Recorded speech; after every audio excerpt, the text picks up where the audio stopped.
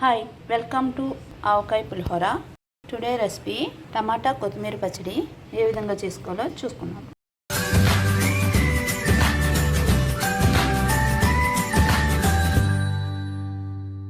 ముందుగా కొత్తిమీర టమాటా పచ్చడి కోసం ఒక చిన్న సైజు కొత్తిమీర కట్టను శుభ్రం చేసుకుని కట్ చేసి పెట్టుకోవాలి. కాళ్ళతో పాటు ఎర్రగా పండిన 4 టమాటాలను కట్ చేసుకోవాలి. గుప్పుడు వేరుశెనగుళ్ళు, ధనియాలు 1 టీ స్పూన్, జీలకర్ర 1 టీ స్పూన్, వెల్లుల్లిపాయలు ఒక 10 వరకు తీసుకోవాలి. అదే చిన్న నిమ్మకాయ సైజ్ అంతా చింతపండు, కారం సరిపడినంత పచ్చిమిరపకాయలు తీసుకోవాలి. 1 ఇంచ్ వరకు అల్లం ముక్కను తీసుకోవాలి. ఒక బాణీని పెట్టుకుని బాగా హీట్ అయిన తర్వాత కొత్తిమీర ఫ్రై చేసుకోవడానికి తగినంత ఆయిల్ని యాడ్ చేసుకోవాలి. ఆయిల్ హీట్ అయిన తర్వాత వేరుశెనగని యాడ్ చేసుకుని దోరగా వేయించుకోవాలి.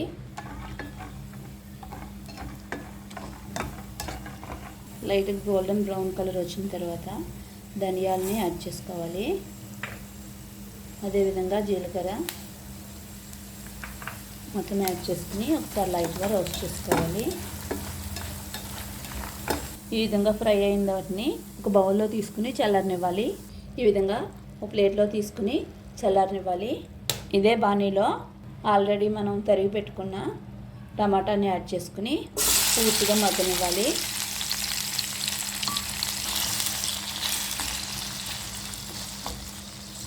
టమాటా మొత్తం మగ్గే వరకు పూర్తిగా కవర్ అయ్యే విధంగా మూతను పెట్టుకోవాలి. టమాటా ఒక 50% వరకు మగ్గిన తర్వాత మనం తరిగి పెట్టుకున్న కొత్తిమీరని యాడ్ చేసుకోవాలి.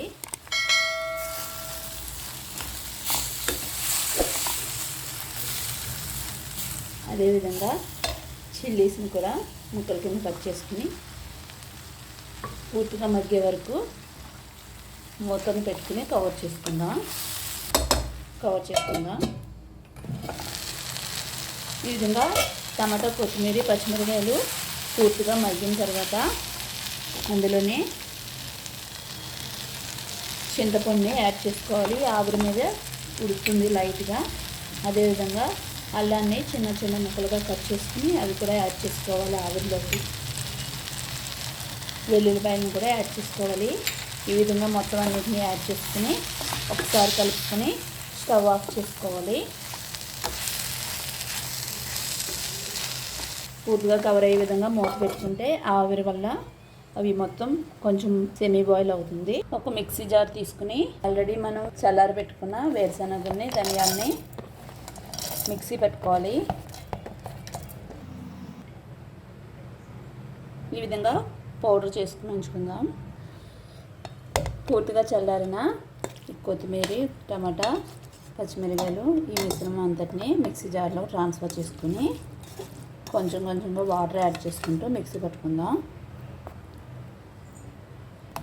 ఈ విధంగా మొత్తం అంతటిని మిక్సీ జార్లో వేసుకుని దాంట్లో టేస్ట్కి సరిపడినంత సాల్ట్ని యాడ్ చేసుకుని కొంచెం ఫ్లేవర్ కోసం కొంచెం చిన్న బెల్లం ముక్కని యాడ్ చేసుకోవాలి. ఈ మొత్తం అంతటిని మిక్సీ పట్టుకుందాం. పచ్చడి మొత్తం కచ్చపచ్చగా చేసుకోవాలి. అంత టేస్టీగా కమ్మగా కొత్తిమీర పచ్చడి రెడీ. ఈ కొత్తిమీర పచ్చడిని రైస్లో కానీ టిఫిన్స్లో కానీ సర్వ్ చేసుకుంటే చాలా బాగుంటుంది. నోటికి ఏమీ తినాలి అనిపించట్లేదు అనే టైంలో ఈ విధంగా కొత్తిమీర టమాటా పచ్చడిని చేసుకుని తింటే చాలా టేస్టీగా ఉంటుంది. వేడి వేడి అన్నంలో కూడా చాలా బాగుంటుంది. ఈ రెసిపీ కనుక నచ్చినట్లయితే లైక్ చేయండి, షేర్ చేయండి, కామెంట్ చేయండి, సబ్స్క్రైబ్ చేసుకుని పక్కనే ఉన్న బెల్ సింబల్ని క్లిక్ చేయండి. Thank you for watching.